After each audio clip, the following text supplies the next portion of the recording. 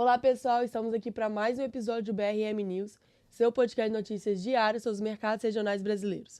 O podcast que faz parte do BRM Podcasts. E hoje aqui comigo o João. Fala Amanda, fala pessoal. E hoje nós vamos começar o episódio falando sobre o investimento no primeiro terminal de petróleo em alto mar, aqui no Espírito Santo. Vamos falar sobre a Petrobras, que está avançando no licenciamento para perfurar a margem equatorial. E vamos comentar também sobre a situação da gripe aviária e os impactos na avicultura capixaba, além ainda do governo federal estudando cortes no orçamento para atingir a meta fiscal. Para começar, o estado vai receber o primeiro terminal de granéis líquidos em alto mar, a TGL Praia Mole, com investimento de 340 milhões de reais da Blue Terminals, do grupo Zemex. O terminal vai operar com a tecnologia Ship-to-Ship, que vai transferindo o petróleo de um navio para o outro em alto mar.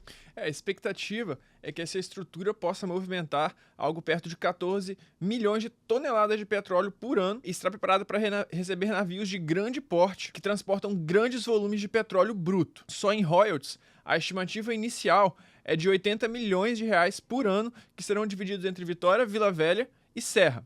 É um reforço gigantesco para a arrecadação do Estado, né? Isso mostra como o Espírito Santo ele vem se posicionando como uma potência ali, né, para a área de óleo e gás. Mas não é só sobre o petróleo que o Estado vem se destacando. Na avicultura, ele também tem um peso enorme, né? E diante de alguns casos que já começaram a aparecer de gripe aviária no Brasil, o setor capixaba vem reforçando cada vez mais os seus protocolos de biossegurança.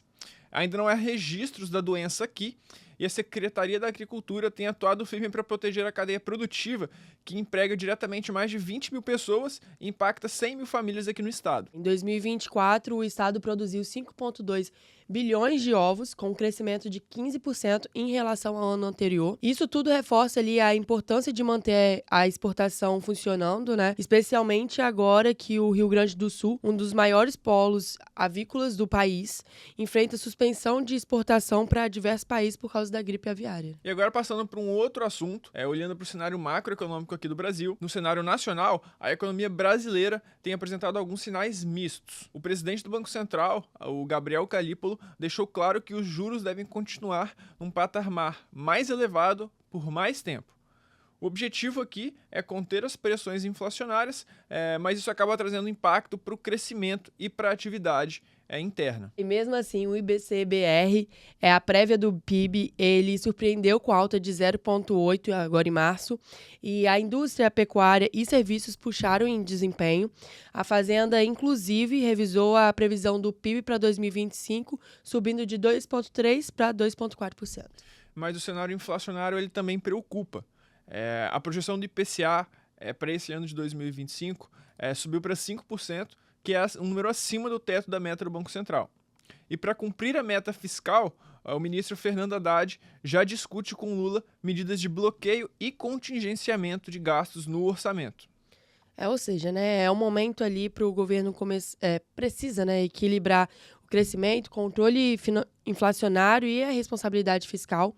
O que acontece em Brasília acaba afetando também os estados, inclusive o Espírito Santo, que depende de repasses federais e estabilidade econômica. E agora outra notícia importante, principalmente para a Petrobras. O IBAMA aprovou, na segunda-feira, dia 19, o conceito do plano de proteção à fauna da Petrobras como parte do pedido de licença da perfuração da Foz Amazonas, que fica na margem equatorial. E tudo isso no momento em que o mercado está bastante agitado, né? O Ibovespa, ele renovou sua máxima histórica, puxado pelas falas ali do Galípolo. Exatamente, Amanda. O Ibovespa ele segue impulsionado por um calendário corporativo forte. A gente está vindo de vários resultados de empresas que estão surpreendendo as estimativas. E, além disso, nós estamos acompanhando nessas últimas semanas também um fluxo muito forte do investidor estrangeiro que fez o índice renovar a máxima histórica. Com essa nova notícia da Petrobras, pode impulsionar ainda mais uma das principais ações da Bolsa Brasileira para dar fôlego para continuar performando. E no mundo corporativo ainda, o destaque aqui fica para a fusão da Petz e da Cobasi, que foi aprovado pelo CAD sem restrições. Essa nova empresa, esse novo conglomerado, terá aproximadamente 28% do mercado total, o que ainda é considerado uma concentração baixa pelo órgão. E o Espírito Santo, ele também avança no setor de e-commerce. O estado foi o quarto que mais enviou pacotes no primeiro trimestre de 2025, com um crescimento impressionante de 248% em relação ao ano passado. E as empresas de médio e pequeno porte também tiveram um papel de destaque nesse número, com um aumento de 134% nos envios. Isso mostra que o ecossistema digital também vem impulsionando a economia local, desde a logística até mesmo ao microempreendedor. E para fechar o episódio de hoje, um cenário político, o depoimento do general Freire Gomes confirmou que houve reuniões com o ex-presidente Bolsonaro sobre a chamada minuta golpista. O caso segue em julgamento no STF e mostra como as investigações avançam sobre os atos antidemocráticos. Um outro assunto muito importante no cenário político ainda é a questão do INSS.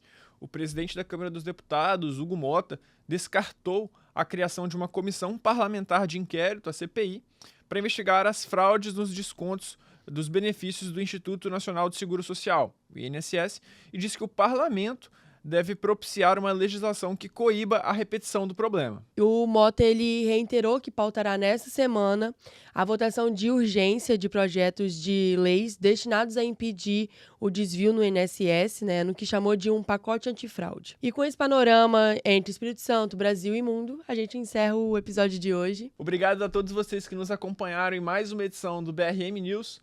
Não deixem de nos seguir para ficar por dentro de todos os episódios que ainda vão sair nessa semana de todo o ecossistema BRM Podcasts.